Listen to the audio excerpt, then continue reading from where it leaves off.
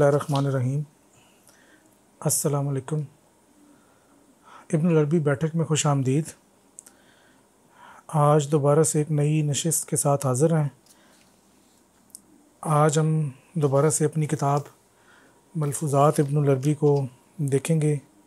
सफ़ा नंबर 95 है, मलफूज़ नंबर 45 है। तो इस मलफूज़ से शुरू करेंगे। आज हमारे साथ मकसूद साहब मौजूद हैं और हमेश साहब जो हैं वो छुट्टी पे हैं, तो ये हमारी 1 घंटे की तकरीबन नशिस्त होगी। तो जो हज़रात भी आए हैं और सलाम कह रहे हैं तो उनको इब्तदाई से वालेकुम अस्सलाम।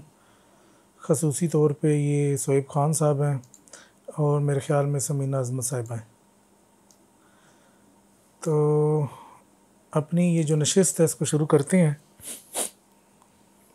मकसूद साहब आपको भी सलाम कह रही हैं समीना अज़मत साहिबा। अच्छा, ये 45 नंबर है, ख़वातिर हक़ की पहचान।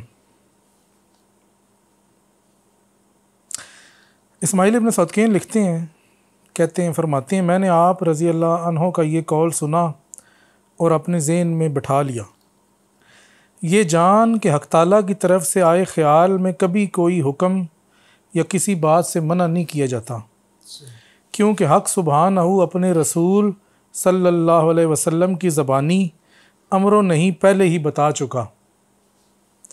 बस हर वो खातिर जिसमें तू अमरो नहीं पाए तो जान जा कि वो फ़रिश्ते की तरफ से है।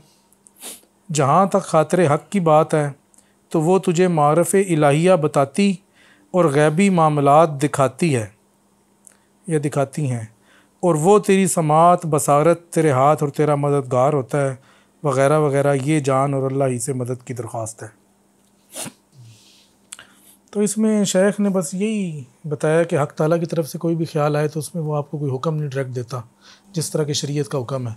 तो बिल्कुल ऐसे ही है, क्योंकि फिर वो नई शरीयत का तकाजा हो जाएगा। क्योंकि अगर वो हुक्म देगा और वो पुरानी शरीयत के ख़िलाफ़ हो गया तो फिर तो लोग कहेंगे ये नया नबी की तरफ से आ गया, वो उसमें नहीं करेगा। तो इस वजह से शेख के नज़दीक हक़ की खातिर में कभी हुक्म नहीं होगा। वैसे वो आपको असरार बता सकता है, वो उसमें सलाह होगी। हाँ, इस्लाही तौर पर उसकी करेंगे, उसको मशवरा दिया जाएगा। वो भी फरिश्ते की ज़बानी से होगा कि अगर किसी चीज़ पे उसको तसर्रुफ़ देना है या किसी चीज़ से हटाना है तो इस्लाही सूरत में उसकी जो है ना रहनुमाई होगी, लेकिन वो शरीयत उससे नहीं हटेगी। लेकिन वो शरीयत का हुक्म नहीं तस्वर होगा, वो शरीयत और ना ही वो लोगों को कह सकता है कि आप सब इस पे अमल करो। पर्सनली उस बंदे के साथ मामला होगा। बस वो उस बंदे के साथ ज़ाती मामला तो हो सकता है कि अल्लाह ताला ने उसको कोई ऐसा हुक्म दिया है कि तू ये अपने लिए काम कर, लेकिन वो शरीयत नहीं है। वो उसकी अगर वो करना चाहे तो करे, ना करना चाहे तो बस ठीक है, उसका मामला है। लेकिन ना वो लोगों को आगे बता सकता है कि जी मुझे ये हुक्म आया, आप सब भी करो।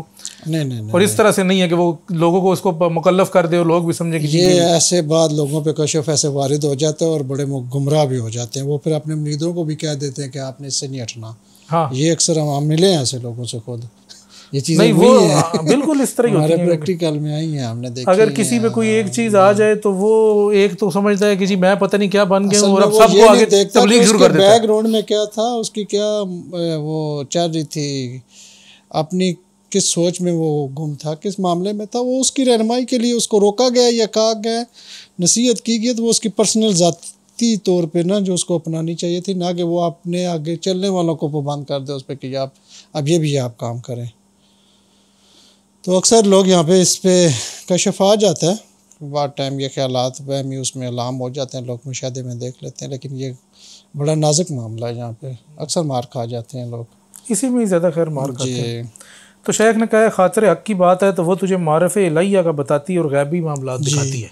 हाँ, वो ये होता है कि उस अकायद की आगाही बताती है कि इस मामले के पीछे ये हकीकत है, वो मुशाहदे में चीज़ आती है। ना कि मतलब किसी शरई हुक्म के पीछे जो मसला है वो बता सकती है, लेकिन ये नहीं है कि नया शरई हुक्म देगी। नहीं, वो मतलब आप जान सकते हैं कि मतलब आप कहते हैं कि अल्लाह ताला ने शराब से क्यों मना किया है, तो उसकी शरई अकायद का गाय अल्लाह ताला बताएगा कि ज़हनी कैफियत ये हो जाती है, ये मामलात होता है, दिमाग का बैलेंस नहीं रहता, अकल जो है वो फारग हो जाती है।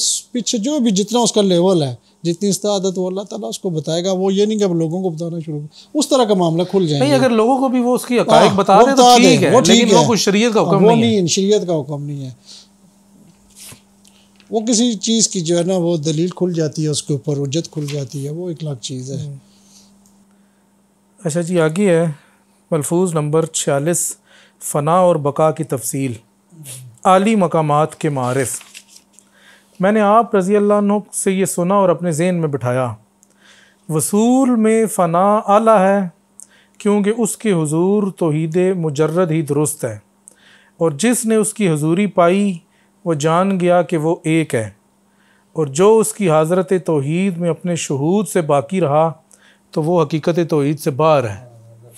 जबकि सलूक में बका आला है क्योंकि वो जिसकी जानिब सफ़र में है उसके सिवा हर शय से फ़ना हुआ, इसका उठाया हर कदम पहले से बेहतर है क्योंकि वो अपने उठाए गए कदम के सिवा हर शय से फ़ना हो जाता है, और जब हक़ के पास पहुँचता है तो हक़ में फ़ना होता है ना कि हक़ से।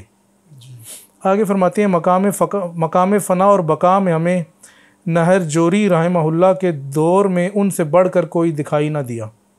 मतलब ये कोई एक बुज़ुर्ग थे पुराने दौर के, तो वो बताया कि जी वो अपने दौर में बड़े आला मकाम, इस मकाम से, फ़ना और बका के मकाम से परफाइज थे। अच्छा, शेख ने कहा कि वसूल में फ़ना अलग है, यानी कि जब आप हक़ की हजूरी में हैं तो उस वक़्त आपकी अपनी बका का कोई और चांस नहीं है। ये नहीं हो सकता कि आप उधर भी मौजूद हैं और कहें उसकी हुजूरी में हैं और कहें कि जी मेरा तो अपना नफ्स भी माशाल्लाह बड़ा इधर ठीक ठाक है, हकीकत में मौजूद है, तो इस तरह नहीं हो सकता। तो शेख ने कहा कि जब हुजूरी में हैं तो फिर आप मतलब बंदा जो भी है सालक है वो फ़नाइयत में ही होगा, फिर वो ये नहीं हो सकता कि वो बका की कैफियत में हो। अपने वजूद होने का तो वो तसव्वुर ही नहीं कायम कर सकता कि मैं वहाँ था। इसमें नहीं, अगर वहाँ पर वो अपना वजूद तसव्वुर करेगा तो उसको बेसिकली वो दो वजूदों की बात करेगा ना, ये ऐसे ही है ना, तो दुई की बात करेगा ना, क्योंकि दो वजूद हो गए, एक तो हक़ का वजूद है जिसकी हजूरी में है और उसके सामने इसने अपने वजूद को भी इस बात कर दिया। तो शेख ने कहा कि दो वजूद चूंकि नहीं है, वजूद एक है, तो इस वजह से वहाँ पर आपका वजूद होना जो है वो वजूद से मुराद है किसी और हालत में आप होंगे, वजूद की हालत में आप नहीं हो सकते। और लिखा हुआ है कि जो इस हज़रत तौहीद में अपने शहूद से बाकी रहा तो हकीकत तौहीद से बाहर है। बिल्कुल, यानी कि उसने अपने आप को अलग देखा ना कि मैं भी हूँ और वो भी है, दोनों हैं।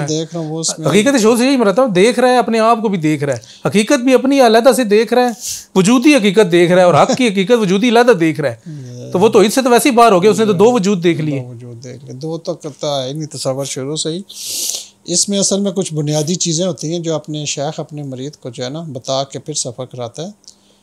तो वो जब तक इसका कंसेप्ट ये क्लियर ना हो जाए ना कि मेरा वजूद अल्लाह की अता से है, मेरी ज़ात भी उसी की तरफ से है, मेरा सफ़र भी उसी की, नहीं, लेकिन ये तो चलो एक कंसेप्ट है ना, जो हक तक पहुंच गया, जब वो पहुंचा तो वो तो हकीकत में देखेगा ना। इसमें देखे ना वो जो लिखा ना उन्होंने फ़ना, अब फ़ना क्या हो रहा है वो तो उसको बताया जाएगा फ़ना हो क्या रहा है। तो जिस मर्तबे जिस मकाम पे है वो जो तू वहाँ पे जो अपना होना बता रहा है उसको छोड़ने का नाम फ़ना है। तो अपनी ज़ात को छोड़ता जाएगा। जब तू उस तौहीद पे जब जाता है तो मुकम्मल तौर पे जो कुछ तूने समझ जाए कि इसमें ये है तो थोड़ा सा मुश्किल सब्जेक्ट है। इसमें वो जो कहता है ना कि मैं ये भी हासिल कर रहा हूँ, मैं ये भी हूँ, मैं नमाज में हूँ, मैं मुराकबे में हूँ, इन चीज़ों से तू निकल जाएगा। फिर आखिर में वो चीज़ रहेगी नहीं कि तू कहेगा कि मैंने ये किया, वो मैंने जो किया है ना उससे निकल जाएगा तू, फिर उस चीज़ पे पहुँचेगा। जैसे वो कहते हैं कि हकीकी फ़ाइल जो है ना वो हक़ ताला है। जब इस मर्तबे पे पहुँचेगा फिर तू कहेगा कि मुझसे तो ये करवाया गया है। सही बात है कि जब अपने वजूद को यदम देख लिया, जब खुद ही वजूद नहीं है तो करेगा कैसे? ये तो वही है कि जिसके पास खुद कुछ नहीं है और वो कहे कि जी मैंने ये किया। बिल्कुल, तो ये इस तरफ है। दूसरा उन्होंने कहा कि जी सलूक में बकाल है। बिल्कुल, सलूक का मतलब है कि जब आप हक़ की तरफ सफ़र कर रहे हैं तो उस वक्त आपके अपने वजूद को आपने उस टाइम कायम रखना है। वो तो आप हैं तो सफ़र कर रहे हैं। वही, अगर आप उधर ही छोड़ देंगे तो सफ़र किस चीज़ का करेंगे? तो कहते हैं कि वो हर कदम पहले से बेहतर है अपने को उठाए गए कदम में अपने सिवा हर शय को फ़ना सफ़र करता है और उसकी तरफ वो चलता जाता है। जब हक़ के पास पहुँचता है तो फिर हक़ में फ़ना हो जाता है। तो ये फ़ना और बका की वजह हवाले से जो है ना ये 46 नंबर मलफूज था। तो अगला भी पढ़ लेते हैं अभी 47 नंबर, रोयत और मुशाहिदा, कैद और इतलाक़। जी, वो साथ देखें ना आगे उन्होंने वो चीज़ दे दी। फिर शेख फरमाते हैं जहाँ तक रोयत और मुशाहिदे की बात है तो मुशाहिदा हक़ के शाहिद का वो अक्स है जो तेरे दिल में नक्श हुआ। जैसा कि आप अलैहिस्सलाम का ये कौल है कि हक़ की ऐसे इबादत कर गोया कि तू उसे देख रहा है। जी। आपका गोया कि कहना तालीम का एक अमूमी दर्जा है, यानी कि आप समझा रहे हैं बंदे को, फिर इसके बाद वो खुसूसी दर्जे तक पहुंचता है, और वो ये है कि हक सुबहानहू तुझे देख रहा है। वो यूं कि जब तूने दौरान नमाज हक का मुशाहिदा अपने दिल में पक्का किया तो तूने अपने मुशाहिदे को अपने इर्द गिर्द की मौजूदात से खाली किया, और जब तूने ऐसा तहक्कुक हासिल कर लिया तो ये भी जाना कि तू उसके दीदार से आजिज़ है, क्योंकि तू मुक़य्यद है और वो मुतलक है, तू तंग है और वो वसी है। बिल्कुल। और जब तू ये जान गया तो तू उसकी नज़र के साथ बाकी रहा जिससे वो तुझे देख रहा है, ना कि अपनी नज़र से कि जो उसे देख रही है, क्योंकि तेरी नज़र उस पर कैद लगाती है, उसे उसके इतलाक़ से बाहर निकाल कर उसे महदूद करती है, जबकि वो हदूद से पाक है। जहाँ तक कश्फ की बात है तो ये तेरा हक़ाइक़ को वैसे जानना है जैसे वो दर हकीकत है। इल्म के लिए कश्फ है और शहूद के लिए मार्फत। तो ये शेख ने यहाँ पर शहूद के वाले से जो ना पूरा एक नुक्ता नज़र बताया उस हदीस के वाले से जो आप सल्लल्लाहु अलैहि वसल्लम ने फरमाई है ना।